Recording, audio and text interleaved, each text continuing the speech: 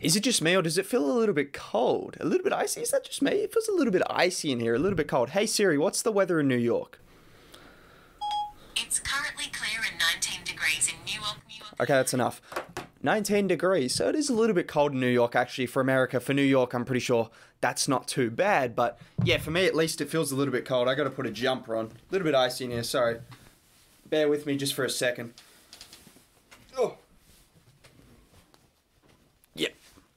Sorry about that, yeah. No, it's a little bit icy here and in New York because Trae Young just froze the Knicks because they take a 4-1 series win.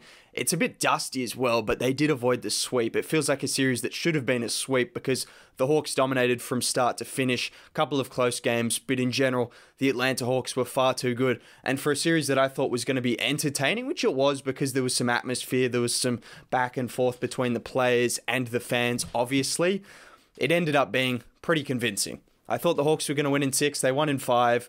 They just took care of business comfortably. And even this game, 103-89, the Hawks probably played their worst game of the series offensively at least, and still were never in danger of losing this game. Trae Young shot 10 for 28. And in terms of Trae Young's game, he had an unbelievable series. If you've watched any of the other videos, you know by now that I'm a big fan of Trae Young.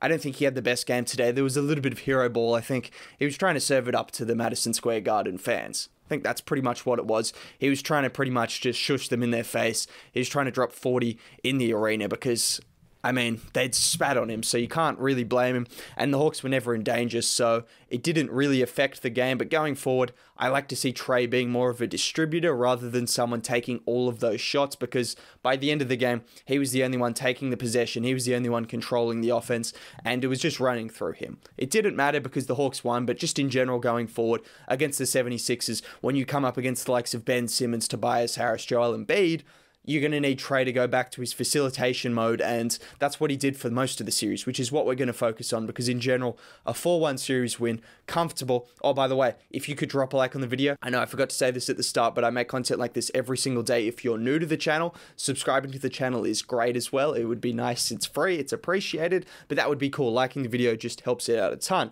But as I was saying, 4-1 series win. The Hawks, something that impressed me about the Hawks before I get back into Trae and their offense, defensively, they looked a lot better than they did in the regular season, and a lot of this comes down to DeAndre Hunter coming back and looking like himself again. I was a little bit skeptical of how they'd guard Randall because Hunter, although he came back, he wasn't exactly himself in the few games before the playoffs, but this playoffs, offensively, took him a little bit of time to get into rhythm, and he's still trying to find his rhythm again, but defensively, everywhere. Guarding Randall, switching onto Barrett, switching onto Rose. You don't care who he's taking because he's going to do a damn good job. And defensively, he's just the Swiss Army knife that this team needs. He's a guy that you don't really care who it is. If it's their best player, obviously outside of probably the center, like an Embiid, but you give him Simmons, you give him Tobias Harris going forward, Seth Curry. If he's heating up, maybe you just throw Hunter on him. Like, Hunter's the kind of guy that can do that, and that's a huge difference for the Hawks. And in general, pretty much everyone on their team played good defense. Like, even Bogdanovic today got a couple of steals. He was switching on to Randall. He was playing good defense most of the series. Kevin Huerter coming off the bench played some pretty good defense. Clint Capella, I mean, you know my thoughts on Capella. He's an elite defender. Probably should have been all defense, actually. All defense hasn't even been announced, but he probably should be all defense because the amount of shots he was altering, the amount of shots he was blocking, I think he averaged 2.5 blocks for the series. Dominant display. He ended up today with a big performance, ending up with 14 points, 15 rebounds, a couple of blocks, and just the amount of shots he altered. It's no surprise he had the highest plus minus tonight as well with a plus 21. I mean, he's just a huge difference maker. Even coming off the bench, Okongwu only played 6 minutes, got a couple of blocks, made a couple of defensive plays. Collins is starting to find his rhythm defensively and offensively. It's looking good for the Hawks. They're looking really good right now. They're looking in a position where, going forward, we'll talk about the Philly series in a bit as well. I might make a video on this series in depth, but right now we can talk about that. But just before I do that, just rounding off what we've seen in this series, like I said, Trae, for the entire series, was fantastic. Playmaking was elite. Shot creation was elite. Everything he did was really good. I just think today, a little bit of hero mode. I mean, again, it's kind of what you would have expected considering he came into MSG, they'd been talking trash to him, they'd been spitting on him, they'd been doing all of these things, so he just kind of wanted to go in there and drop 30, and he ended up dropping 36. He didn't play a terrible game, but just in comparison to the other games, it was a little bit worse than what he'd been doing. Gallinari is someone where I'm a little bit concerned going up against Philly, where you need every player to step up every single game.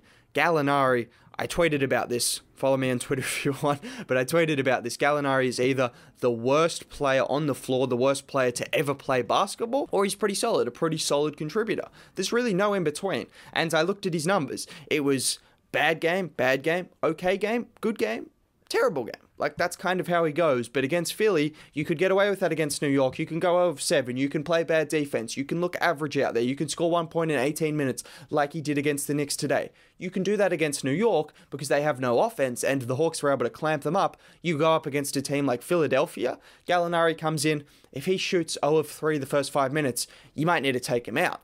I know you need some respite for John Collins, but like still, if he's playing that bad, there's not much he's contributing because defensively, I mean, he did okay in some games against Julius Randle, which was kind of surprising. I mean, Randle was just kind of all over the place in general. The Hawks did a really good job at stopping him, slowing him down. They double teamed him. They shrunk the floor. They made RJ and all of those guys try to shoot them out of the game, and that didn't happen, evidently, by the 4-1 series win. Gallinari, if he's going to do that, you got to sit him down because, like, his feast or famine stuff in the playoffs is kind of concerning for me. It's something that I am a little bit concerned about with this Hawks team.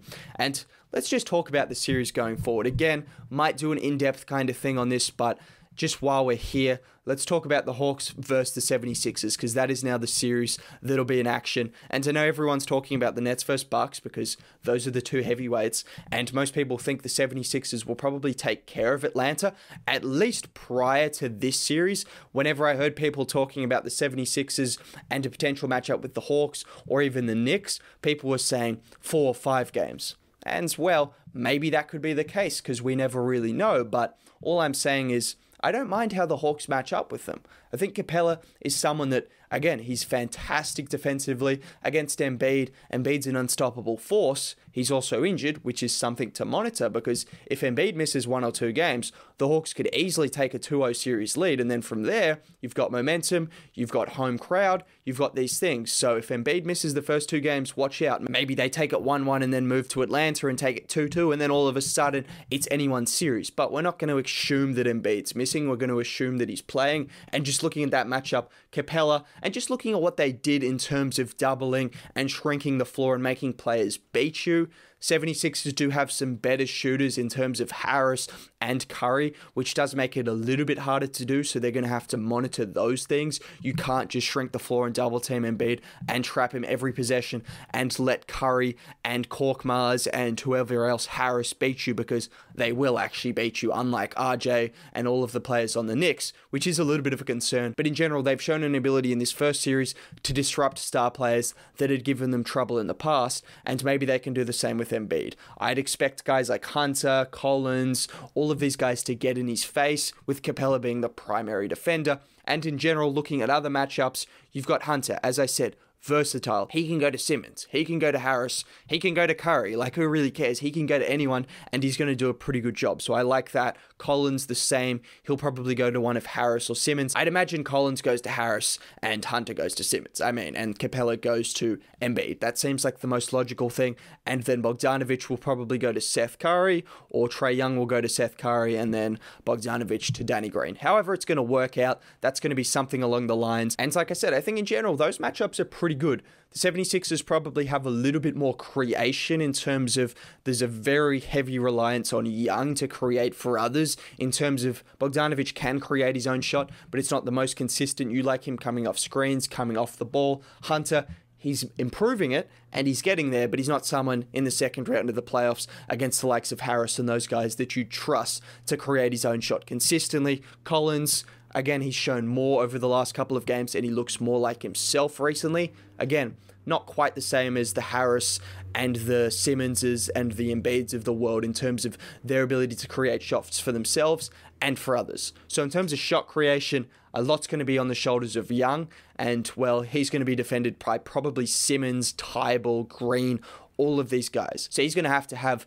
an unbelievably good series, and it's going to be an unbelievably tough series for him because he's going to come up against elite defenders, and he's going to have to go around screens. He's going to have to work a way to do more than just dribble the ball up the floor and try to run pick and rolls, because the 76ers aren't going to allow that all game like the Knicks did.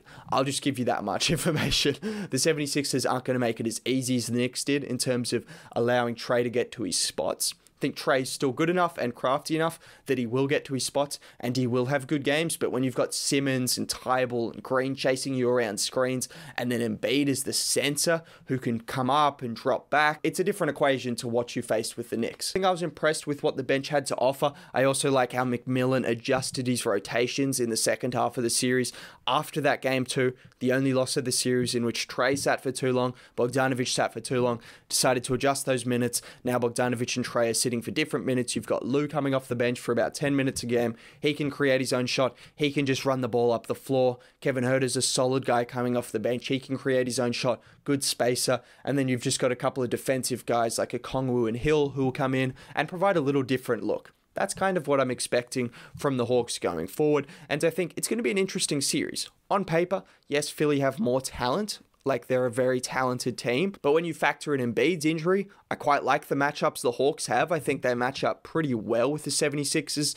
I haven't looked at when they played, but I know the 76ers beat them twice in a row quite convincingly. I think they were both without Trae in those games, so make of that what you will. It's a different series. The Knicks beat the Hawks 3 times and then nearly got swept. So I'm not really looking at the regular season to take too much out of it. I think we got to look at this Hawks team as a completely different team to what we saw in the regular season. And that's why I was high on them in the playoffs, because for the second half of the season, once they got McMillan, once they got healthy, they were way better. So let's not compare them to what they did in the regular season, particularly against those 76ers games when I don't think they had Trae. In general, it's going to be an exciting series. If you want to see a more in-depth breakdown on that, maybe I'll do that, but that's kind of my thoughts on the series. Just a little quick snapshot. I haven't had the best chance to look at the 76ers because I wasn't really watching a ton of those games, kind of watched in and out. 76ers versus Washington, we knew that was going to be a wrap from the start. So I guess we should have known this series was going to be a wrap from the start, but I still enjoyed watching it. Hope you enjoyed watching this video. Drop a like on it, subscribe to the channel if you're new. Have a great day. I'll catch you next time. Bye.